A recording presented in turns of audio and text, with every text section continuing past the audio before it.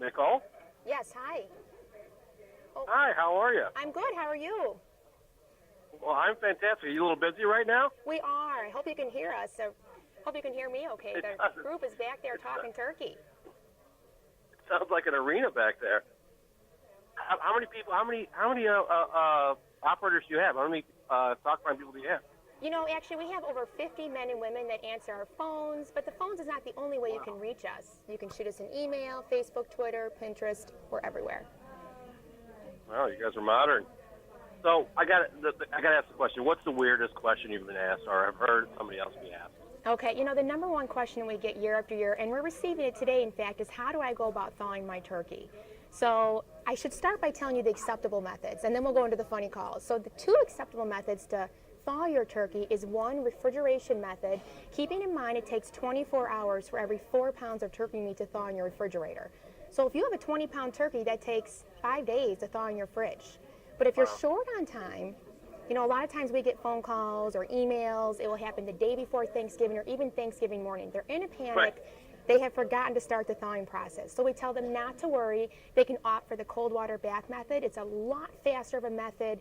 It's about a half hour per pound. So that 20-pound turkey is only going to take 10 hours using that method.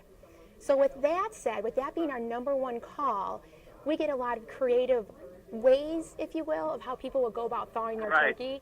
We have heard everything from, you know, the electric blanket. Is it okay to thaw the turkey in the electric blanket? We've heard they want to use their dishwasher cycle.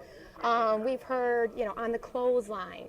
This one resonates to me. I have 4 little butterballs at home myself. We get a phone call. It's a dad. And he's laughing. We hear water in the background. We hear kids laughing. We're thinking, what's going on here? What kind of call are we getting? Come to find out, his wife had given him 2 duties for that night.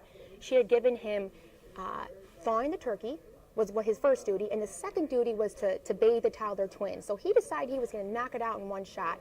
So come to find out, all that laughter that we're hearing was the toddler twins in the bathtub alongside this floating turkey. He wanted to know it would be okay to do that. We thought, well, maybe not the best way, but that resonated to me. I thought that's something my husband would try to do. So pretty cute caller. You might want to do a second bath there. Yeah, might that's be a second bath involved for the children and some disinfectant. Probably wouldn't hurt. Have you or anybody else there at Butterball ever been called in an absolute emergency where maybe 911 should have been called instead of you guys?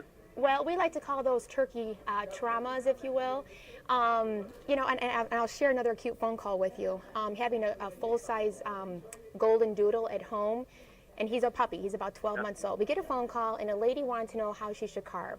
So initially, I thought, you know what, visit our Butterball.com website. We have a lot of really nice carving tutorials on there. It's going to walk you through. She didn't have access to internet. So we thought, all right, we'll walk her through it.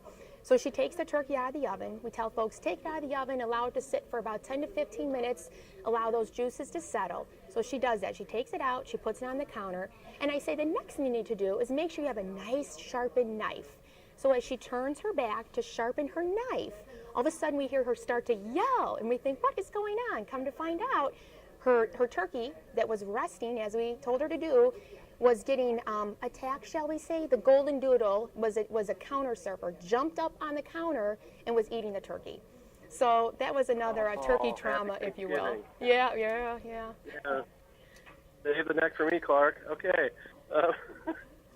Here's a question for you about brining. I believe the Butterball is already brined. But yeah, sure is. Time, I mean, it's brined in a salt solution, but if you had some time to, say, brine it with some apple cider, some garlic, and, you know, add some extra flavors, would you recommend doing that, or just stick with the brining? You know, yeah, that's a good question. It's really a personal preference. We get a lot of people, they'll say, should I brine, should I not brine? And you're right, that's one of the advantages of the Butterball turkeys. Whether it's a fresh or a frozen Butterball, they've already been pre-basted for you for that enhanced tenderness and juiciness.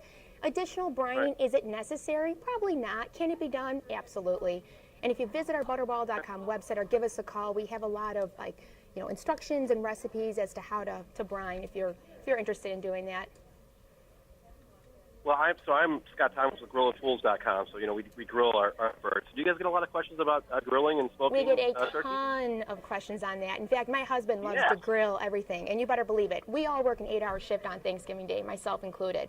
So my husband's at home on turkey duty, and even though we're in Chicago and a lot of times it's cold here, he will grill. He's a charcoal fan. I'm more of a gas fan, but you know what? And it's delicious, is it not? Once you've had it, it's delicious. So yeah, we get a lot of phone calls on that. It's delicious. I agree. What about spatchcocking or butterflying? I mean, it's not the traditional turkey dressed up. But it's quicker. It's I mean, what do you hear a lot of questions? People spatchcocking or butterflying their turkeys? Yeah, we get a lot of questions on that. In fact, if you visit, like I was saying, the Butterball.com website, we have a lot of how-to videos on that. In fact, we have a chef that does a lot of fun recipes for us, and he gives a nice tutorial on there and a demonstration of how to do some spatchcocking. That's a popular question as well. I love it. It's not that traditional bird that comes out with the dressing all around it, but man, it saves you so much time and it gets a lot extra smoke flavor. It penetrates better. Love it.